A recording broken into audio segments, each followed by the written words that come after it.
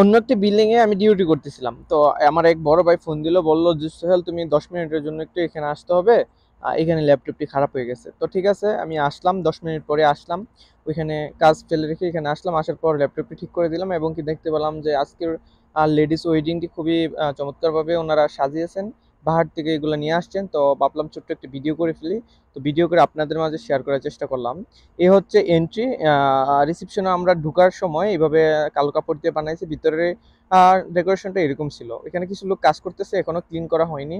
কাজ করার সময় কিছু ময়লা হয়েছে, ক্লিন করতেছে। এ হচ্ছে পিছনের স্টেজটি, এটাও ভালো হয়েছে। এবং কি এই ফুলগুলা মনে হচ্ছে প্লাস্টিকের, এগুলা প্লাস্টিকের। এটা হচ্ছে পিছনের দরজার এদিক দিয়ে আর স্টেজটা।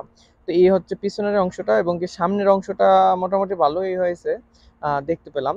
এই হচ্ছে উপরের অংশটা, স্টেজের উপর দিয়ে এইভাবে সাজানো হয়। এগুলো হচ্ছে গেস্ট যারা আসবে, অতিথি, তারা এখানে বসবে। ওনাদের সামনে একটি কফি টেবিল বা ছোট টেবিল দেওয়া থাকবে, এখানে পানি, চকলেটস এবং কি কিছু ফ্লাওয়ার রাখা থাকে। তো এই হচ্ছে সৌদি আরব মেয়েদের বিয়ের সময় এগুলা করা হয়, এইভাবে করা হয়, সাজানো হয়।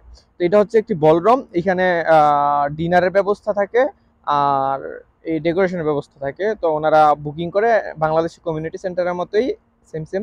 এগুলো হচ্ছে কফি টেবিলের উপরে কিছু ফ্লাওয়ার রাখা আছে। আমি আসলে সঠিক জানি না এই ফ্লাওয়ারগুলা অরিজিনাল আর প্লাস্টিক। আমি অল্প সময়ের ভিতরে দেখে চলে আসছি, তো এই কারণে খেয়াল করতে পারিনি। আজকে এই পর্যন্তই। অবশ্যই পরবর্তী পার্ট চাইলে কমেন্ট করে জানাবেন। ওকে, ধন্যবাদ।